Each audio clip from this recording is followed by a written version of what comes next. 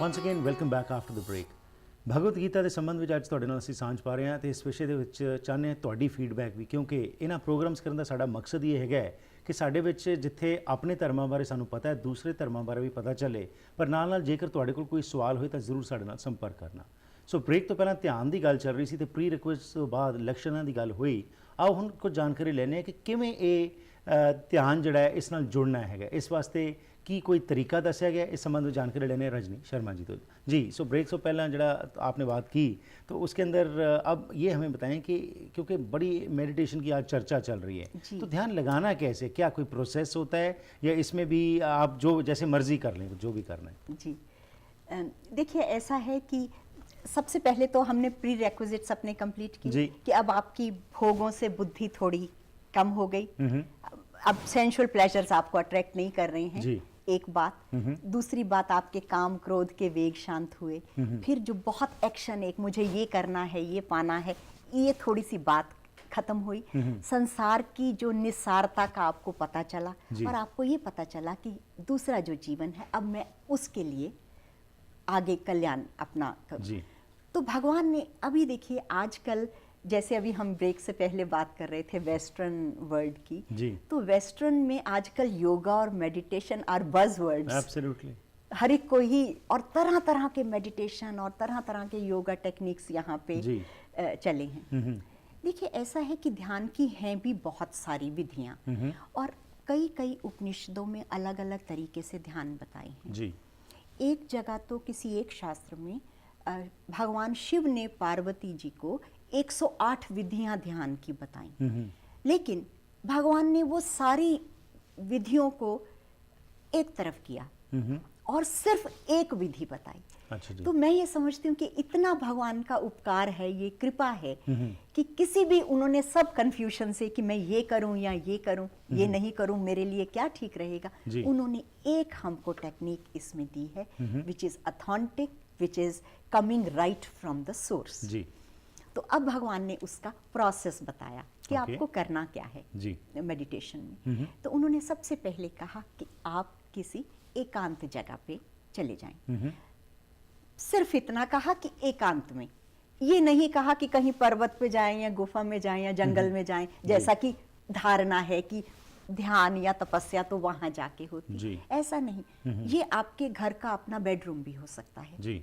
सिर्फ एकांत जहाँ शोर ना हो, कोई बहुत आता जाता ना हो, ताकि ध्यान में बाधा ना पड़े, विक्षेप नहीं हो। हम वैसे भी देखते हैं कि डे टू डे लाइफ में भी जरा सा हमें कोई इंपॉर्टेंट काम करना होता है तो हम थोड़ा सा अलग चले जाते हैं। जी, तो ये उतनी ही बात है कि भगवान ने कहा कि आप एकांत में चलें। उसके बाद एक आसन लगाएं। आसन जो बहुत ऊंचा भी नहीं हो और बहुत नीचा भी नहीं हो, समतल भूमि हो, कि ऐसे नहीं हो कि थोड़ा वेवरिंग, क्योंकि ध्यान में आपको स्टेबल चाहिए। ये ऐसी छोटी छोटी जो बेसिक सी बातें हैं वो भगवान ने कही। उसके ऊपर साफ जगह हो, उसके ऊपर एक कपड़ा बिछा लें और फिर बैठ जाएं।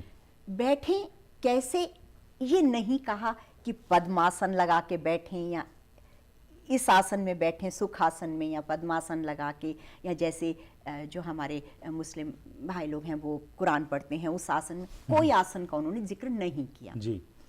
सिर्फ उन्होंने कहा कि आप उस पे बैठ जाएं, लेकिन एक कंडीशन बताई। वो क्या कि अगर आप उस कंडीशन को फॉलो करें कुछ भी आसन रखते हुए, और वो कंडीशन क्या है कि आपकी जो पीठ है, आपकी गर्दन है और आपका सिर है, अलाइनमेंट हो, ये अलाइंड हो, स्ट्रेट लाइन में।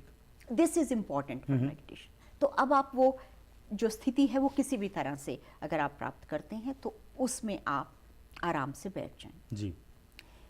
उसके बाद उन्होंने कहा आप अपनी आंखें जो हैं वो इतनी खुली रखें कि आपको अपनी नासिका का अग्रभाग दिखता रहे, क्योंकि अगर आप बंद करेंगे आंखें तो आपको ध्यान में नींद आने की संभावना होती है, और अगर आप इसको पूरे खुलेंगे तो जो सामने की चीजें हैं उनसे मन में विक्षेप होगा, ध्यान में बाधा होगी। तो भगवान ने कहा कि बस आप उसको उस तरह से बैठे।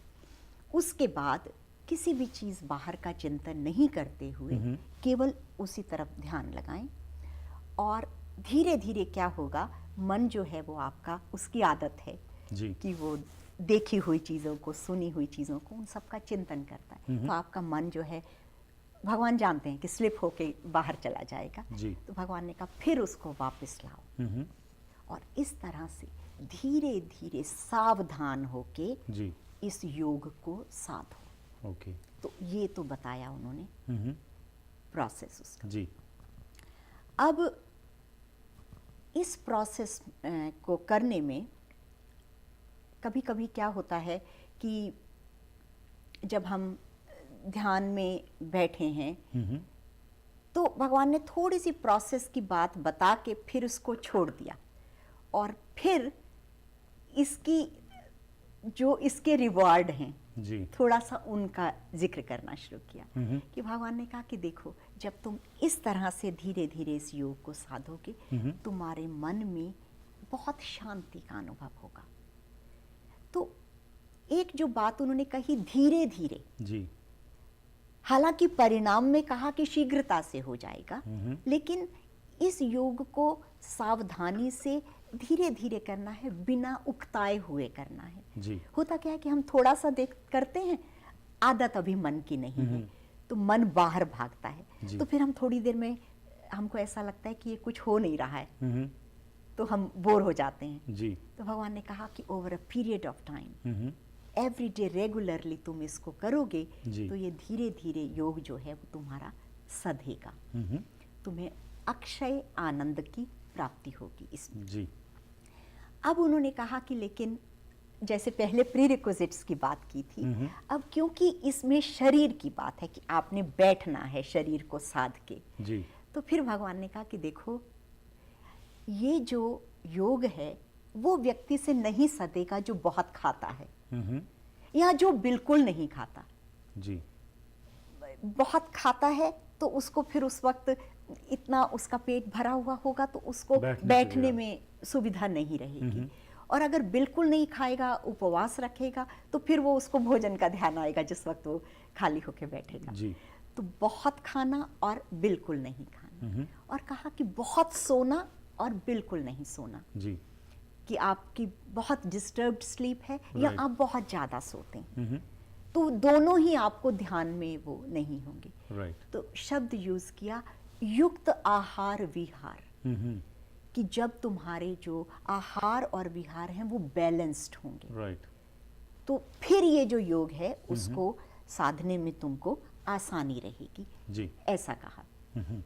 सो इसके अंदर जैसे आपने बताया कि अभी तो फिजिकली सिर्फ बता रहे हैं क्या करना है, बैठना कैसे, और क्या उसके प्री रिक्विजिट, जैसे आपने बताया कि अगर आप ज़्यादा खाएंगे तो प्रॉब्लम होगी, कम खाएंगे तब भी उत्तेजना रहेगी कि खाएं पिएं। हाँ, तो कोई मेंटल लेवल के ऊपर भी कुछ बताया कि क्या करना है? जैसे आंखें आपने बताया कि पूरी नहीं बंद करनी, सिर्फ आपका जो नाक का ये हिस्सा है नजर आए, पर माइंड कहाँ पे लेके जाना है, उसके बारे में कोई बात की?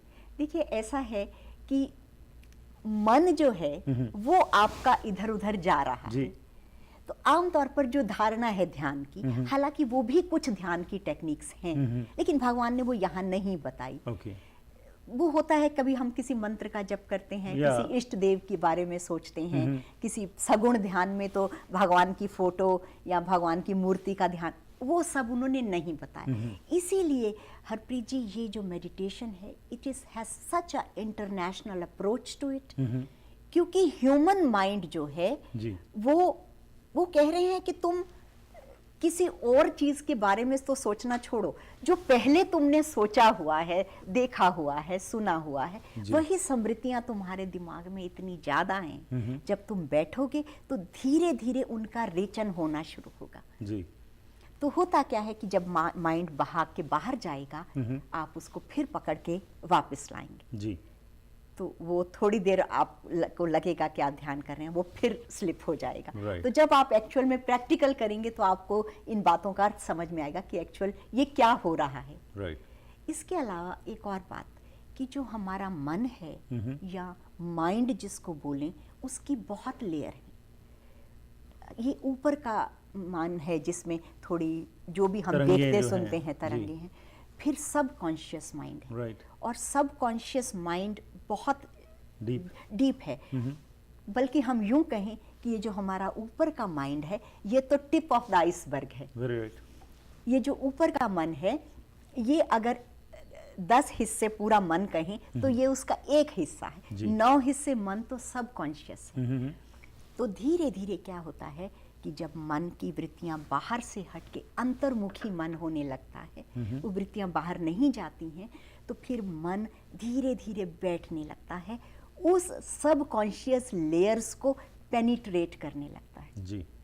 उसको जब पेनिट्रेट करता है तो अब अभी आप देखें कि कोई स्मृतियां आपकी, अगर आप बैठेंगे तो आप 2 दिन पुरानी 4 दिन पुरानी बात सोचेंगे, समझेंगे, लेकिन जब माइंड ऐसे बाहर का छोड़ के धीरे धीरे भीतर प्रवेश करता है तो आपकी कई कई साल की पुरानी बातें भी, स्मृतियां जो अंदर दबी हुई हैं, बाहर वो आती हैं। धीरे धीरे धीरे धीरे उठेंगी। तो जी। भगवान ने कहा, इस बात पे बहुत जोर दिया उन्होंने कि पेशेंस से और धीरे धीरे और सावधान होके ठीक।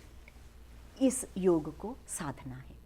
बहुत खूब जी, समय नहीं आज्ञा दे रहा कि और विस्तार में हम बात करें इसको। अगले हफ्ते जो हमने बात करनी है उसमें कंटिन्यू करेंगे, थोड़ा सा आज की बात करके, और आगे अगले हफ्ते में इसको जोड़ेंगे। जी। और जो ध्यान का आपने बताया जो तरीका है, इसी के बारे में और चर्चा करेंगे। आपका बहुत बहुत धन्यवाद। Thank you very much for your time. Thank you. ਸੋ ਇਸ ਦੇ ਨਾਲ ਹੀ ਕਰਦੇ ਹਾਂ ਜੀ ਅੱਜ ਦੇ ਇਸ ਪ੍ਰੋਗਰਾਮ ਦੀ ਸਮਾਪਤੀ। ਆਸ ਕਰਦੇ ਹਾਂ ਕਿ ਤੁਹਾਨੂੰ ਪ੍ਰੋਗਰਾਮ ਜ਼ਰੂਰ ਪਸੰਦ ਆਇਆ ਹੋਵੇਗਾ।